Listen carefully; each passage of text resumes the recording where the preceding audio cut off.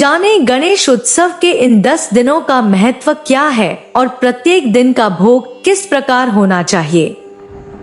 गणेश उत्सव के 10 दिनों में भगवान गणेश की पूजा अर्चना की जाती है और सुख, शांति व सफलता की कामना की जाती है।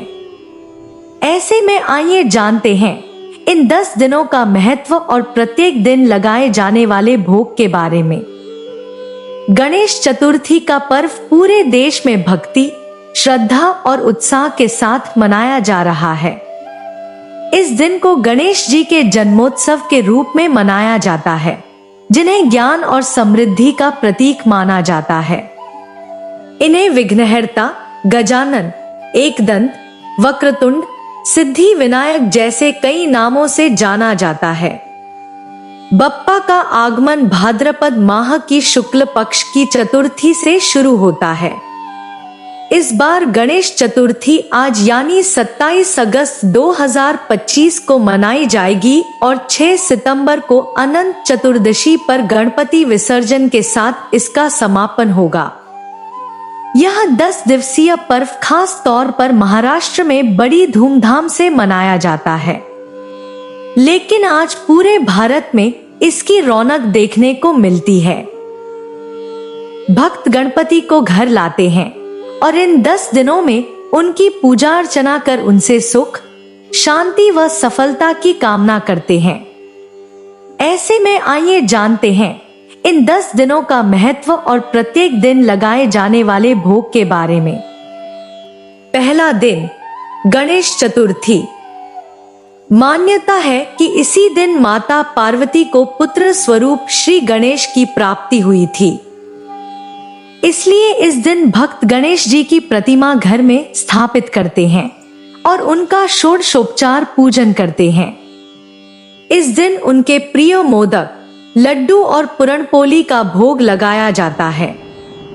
दूसरा और तीसरा दिन, इन दोनों दिनों में प्रतिमा की विधिवत पूजा की जाती है। इस दिन भगवान गणेश को फूल, फल और नैवेद्य अर्पित किया जाता है। आम तौर पर इस समय खिचड़ी, गुड़ नारियल से बने मिठाई और व्यंजन भोग में शामिल होते हैं। चौथा और पांचवा दिन, इन दिनों में गणेश जी के जन्म और उनके विघ्नहर्ता स्वरूप की कथाएं सुनी जाती हैं। इस दिन भक्त सामूहिक प्रार्थना कर उनसे आशीर्वाद प्राप्त करते हैं। भोग के लिए इन 2 दिनों में रवा लड्डू और चना नारियल के स्वादिष्ट पकवान बनाए जाते हैं। छठा दिन, इसे राजन गणपति पूजा भी कहा जाता है। इस दिन लोग मिलकर गणपति की विशेष आराधना करते हैं।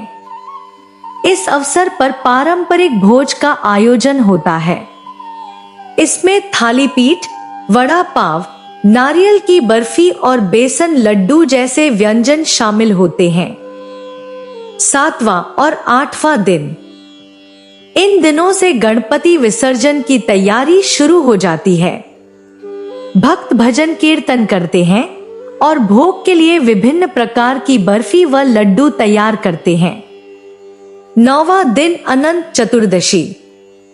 यह गणेश उत्सव का अंतिम और सबसे महत्वपूर्ण दिन माना जाता है। इस दिन प्रतिमा का विसर्जन शोभायात्रा के साथ किया जाता है, जिसे भगवान के कैलाश पर्वत लौटने का प्रतीक माना जाता है। इस दिन भोग में मोदक, श्रीखंड, मोतीचूर लड्डू आदि बनाए जाते हैं। 10वां दिन, विसर्जन के बाद भक्त एकत्र होकर भगवान का आभार व्यक्त करते हैं और पूजा कर पारंपरिक भोजन जैसे पिठला भाकरी, पुरणपोली, वड़े और मिठाइयों का आनंद लेते हैं। विघ्नहर्ता गणेश आपके जीवन से सारे विघ्न दूर करें और सुख समृद्धि का आशीर्वाद दें। गणेश चतुर्थी की हार्दिक शुभकामनाएं।